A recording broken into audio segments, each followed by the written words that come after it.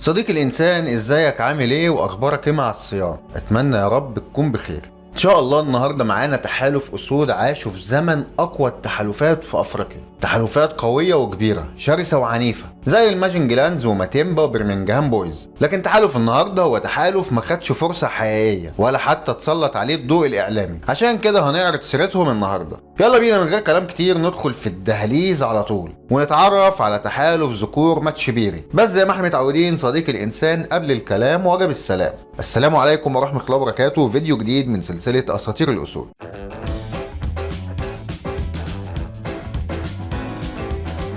صديقي الإنسان، احنا دلوقتي هنطير سوا لجنوب أفريقيا أرض الأسود، وهندخل لقلب حديقة كروجر، ونرجع بالزمن لسنة 2008 عشان نتعرف هناك على ذكرين أسود، الأسد موهوك وأخوه فولر ماني. ده خوساديو ماني يا محمد.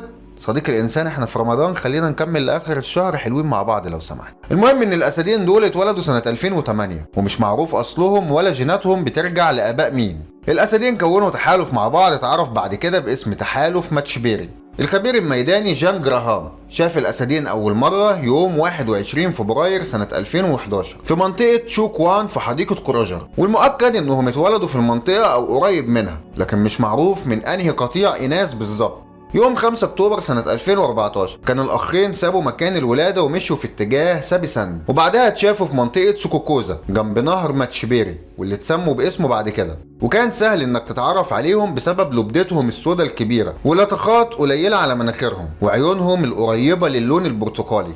الأخين كانوا أقوياء فعلا وكانوا قادرين ما يخلوش تحالفات تانية كبيرة زي الماجنجلانز وماتيمبا وبرمنجهام يقدروا يدخلوا لأرضهم. وفعلا حصل بينهم وبين تحالف ماتيمبا معركة شرسة وكبيرة، وكانوا هيقتلوا فيها جينجر ماتيمبا، لكن قدر يهرب منهم بإعجوبة. وقعدوا حكام على أرضهم 3 سنين لحد يوم 8/3 سنة 2017، ومن اليوم ده ابتدى يحصل لهم حاجات غريبة وعجيبة وهي اللي خلصت عليهم. لأن في اليوم ده صديق الإنسان بيظهر الأسد موهوك وهو رجله مكسورة في حادثة مجهولة مش معروف سببها. ودايما في سابي ساند بقى من الطبيعي تكون الحوادث مجهولة، قال يعني مش الحراس أو الصيادين هم اللي عاملينها. نفس اللي حصل كده مع المابوغو لما اتقتل منهم 2 في ظروف غامضة. المهم إن موهوك لما رجله اتكسرت ما بقاش قادر إنه يصطاد أو حتى يتحرك لبعيد، ولا بقى قادر يعمل دوريات حراسة لحدود أرضه مع أخوه.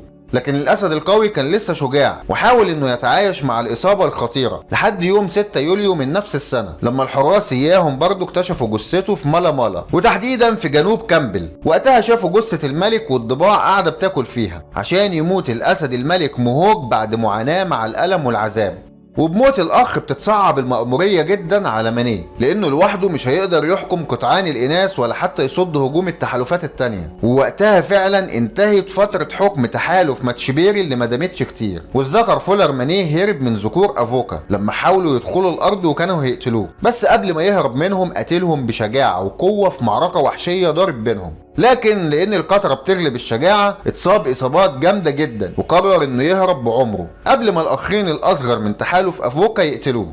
ومن غير دعم أخوه كان ماني مصاب ومليان جروح وندوب ومتشرد في البرية. ولأن المصائب لا تأتي فرادى صديق الإنسان، دلوقتي هيتضرب آخر مسمار في نعشهم، عشان بعد ما بيتشرد ماني بيقابل بعدها على طول تحالف برمنجهام بويز، التحالف القوي والشرس جدا واللي سبق وعملنا عنه حلقة، وإن شاء الله انتظروا الجزء الثاني منها قريبا. تحالف برمنجهام كتبوا آخر سطر ليه في سابي ساند، وقدروا إنهم يطردوه برا سابي ساند في أوائل سنة 2018، وكانوا هيقتلوه كمان. ولما هرب منهم رجع من تاني لحديقة كروجر يوم 8/12 من نفس السنة سنة 2018. يعني ده كان آخر يوم يتشاف فيه ماني في كروجر، ومن وقتها ما ظهرش تاني واختفى تماما. عشان صديق الإنسان ما تنساش تكتب لنا رأيك عن التحالف في الكومنتات، هستنى تعليقاتكم. وبكده يكون خلص فيديو النهارده من سلسلة أساطير الأسود. إن شاء الله استنونا في حلقات جاية أقوى وأمتع، والسلام عليكم ورحمة الله وبركاته.